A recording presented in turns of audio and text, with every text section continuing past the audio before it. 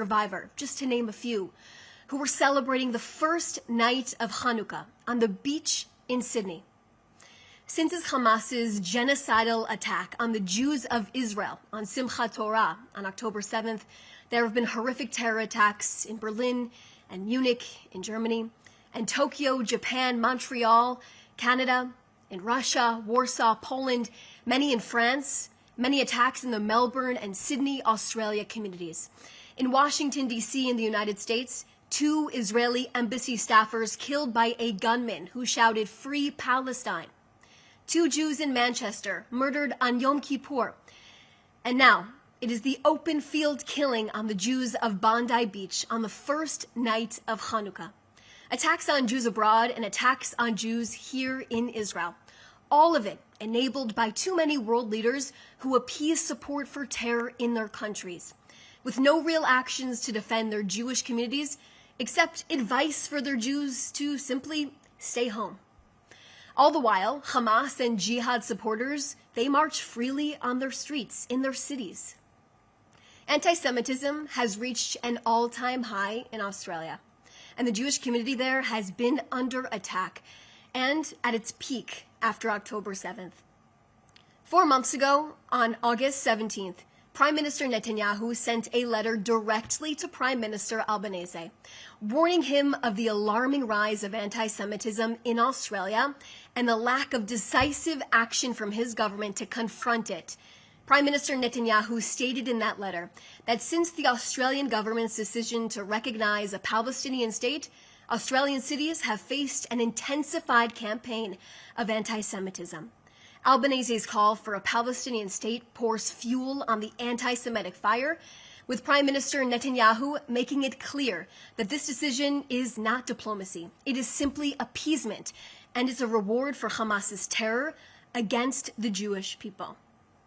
Australia's historically high levels of anti-Semitism has not only led to Jews being murdered on the first night of Hanukkah, but in the last year, vandals defaced a historic Melbourne synagogue with graffiti praising Iran and calling to free Palestine. Arsonists targeted the East Melbourne Hebrew congregation during a Shabbat dinner, and masked rioters stormed an Israeli-owned restaurant in central Melbourne, shouting "Death to the IDF." Tragically, it may be more apparent to officials around the world right now what calling to globalize the Intifada really means: to exterminate the Jewish people, slaughter them, and wipe out the state of Israel, the only Jewish state in the world, off the map. Prime Minister Netanyahu further shared with Albanese in that letter that anti-Semitism is a cancer, and it spreads when leaders stay silent. It retreats when leaders act. Prime Minister Netanyahu made it very clear to his message to Albanese on Sunday. Your government did nothing to stop the spread of anti-Semitism in Australia. You did nothing to curb the cancer cells that were growing inside of your country. You took no action, and instead, you let a disease spread so quickly, at least 15 Jews were murdered in your Sydney community. We've heard media outlets also far too long, for 2 years now, also try to explain that protests calling to, quote, globalize the Intifada were simply protesting the Israeli government's war in Gaza. Let me put this on the record. There is no distinction between anti-Zionism and anti-Semitism. To be a Jew is to be tied to this land. You cannot take a Jew out of the land of Judea. And the media's complacency and inability to educate its viewers and readers on the facts of these protests has led to the further incitement on the streets of cities around the world. Mainstream media has amplified the voices of terror who have perpetuated violence against the Jewish community, not just verbally, but physically. Today's journalism has not called out what we see on the streets, what we've seen on the streets since October 7th. Rather, they've watered it down. They've watered down the real message behind these protesters' words. 18 hours after our Jewish community was massacred in Sydney, a violent protest erupted outside a concert hall in Amsterdam for a Hanukkah celebration, with some protesters in the crowd calling to, quote, kill the Jews. This is simply not about Israel, but the Jewish people and the obsession pro-Hamas supporters to end the Jewish people and the state of Israel. Unfortunately for them, their vicious anti-Semitic campaign has only further proved why the Jewish state is essential to this world, and we will fight back. We mourn our Jewish brothers and sisters who were viciously taken from us, including the Chabad rabbi of Bondi, who worked to spread Jewish light to his community and touch lives right here in Israel. This act of terror could have been prevented if these threats of anti-Semitism were simply taken seriously. May their memories, all their memories of these victims, be a blessing, and those who are currently recovering, may it be a swift and easy recovery.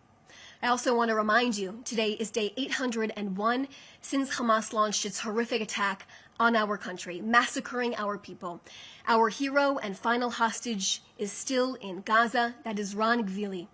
Prime Minister Netanyahu is working to return the remains of Ron Gvili to his family, and he is exhausting all efforts in Gaza and in Cairo to ensure he is returned.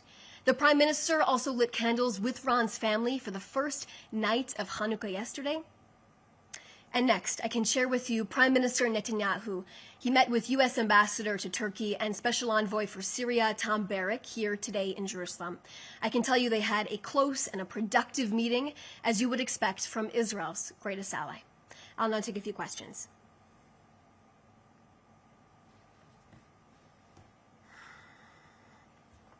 Okay, first question from Or Shaked.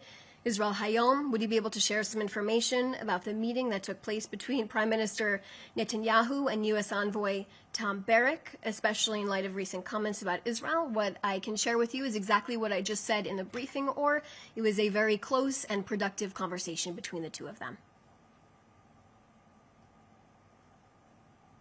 Okay. Stephen Shear from Reuters. Did Israel specifically ask for stepped-up security around this time in Australia and in other countries for Hanukkah? On the topic of Australia specifically, of course, I'm not going to go into Israel's intelligence and internal conversations about this, but Prime Minister Albanese was warned by Prime Minister Netanyahu in a letter. I mentioned that in the briefing. Not only was he warned through a letter, but his streets were filled with Jew hatred since October 7th. His streets were the massive warning. After Hamas's massacre on October 7th, pro-Hamas extremists and left-wing radicals began a campaign to intimidate, to vandalize, and attack Jews across the free world. Prime Minister Netanyahu wrote in that letter specifically in Australia. The campaign intensified under Albanese's watch. These are not isolated incidents. This is an epidemic. From Hannah Julian, the Jewish edition, did the Prime Minister and Ambassador Barrack discuss the issue of Hamas and Palestinian Islamic Jihad? What I can share with you on that, Hannah, is what I was just able to about that meeting that took place today. This is a reporter from the Canadian Broadcasting Corporation. Police forces in Canada's largest cities, Toronto, Montreal, Vancouver, say they are stepping up security for Jewish communities in the wake of the deadly shooting.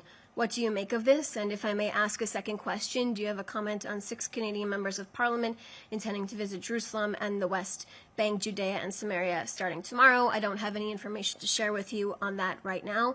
I just will mention this horrific attack that took place yesterday.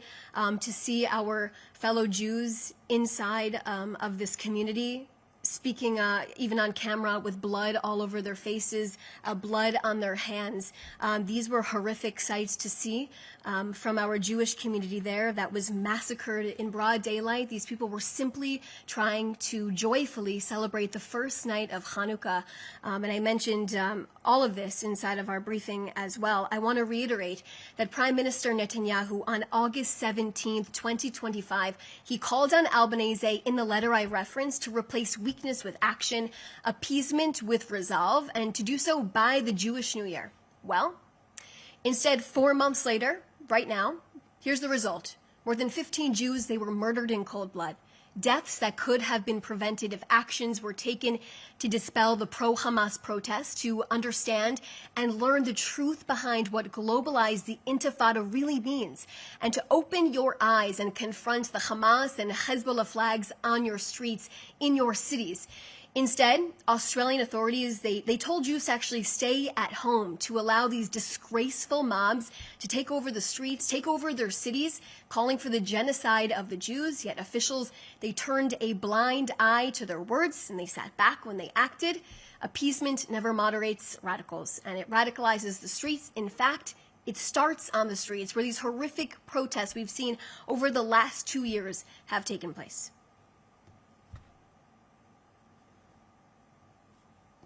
Okay. Looks like those are the questions that we have right now. You can reach out to our office if you have additional questions. Thank you so much for everyone for joining us today.